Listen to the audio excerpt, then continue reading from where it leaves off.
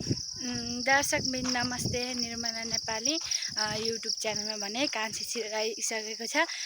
कान्छी सिरियल भाग 256 भने अहिले निकै राम्रो आइरहेको छ एपिसोड। अघिल्लो एपिसोडभन्दा अहिलेको एपिसोड चाहिँ अलि राम्रो आइरहेको छ। उता भने कान्छीहरू रातिको बेलामा भने कुनै मान्छे आएर जेलबाट चियाइरहेको थियो।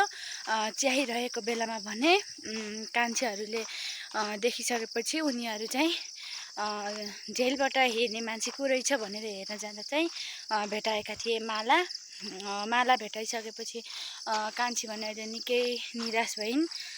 को होला यति ठुलो हामीलाई पाप गर्न खोजिरहेको, यस्तो को होला भन्ने उनी अलिकति तनावमा अब रहिरहेकी छिन्। कान्छीले भने आफ्नो श्रीमानलाई भनेकी छिन्, मैले एक फेरा हजुरलाई गुमाइसकेँ तर अर्को फेरा गुमाउन चाहन्न भन्दै भनिरहेकी छिन्। उता भने कान्छीकी आमा भने आत्तिरहेकी छिन्, के भयो होला, किन यस्तो गरेको होला हाम्रो छोराछोरीलाई भनेर। उता भने सागरको आमाले भने मेरो छोरो जिउँदै छ भन्ने थाहा पाइसकेकी छिन्।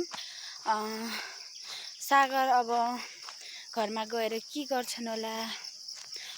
यता भने सागरहरू एकदमै तनाव भइरहेको छ।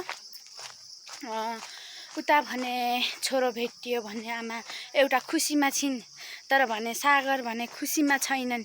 आफ्नो श्रीमतीलाई विधवा बनाएर फेरि पहिलाको जस्तै पलमा टर्पाइरहेका थिए। अब के साँच्चीकै सागरले आफ्नो आमालाई माया गर्छन् या गर्दैनन्, गर्न पनि कुन मुखले गर्लान् र त्यही पनि गर्दैनन् जस्तो लाग्छ मलाई।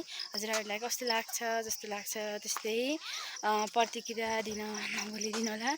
साथै सब्सक्राइब पनि गरिदिनु होला।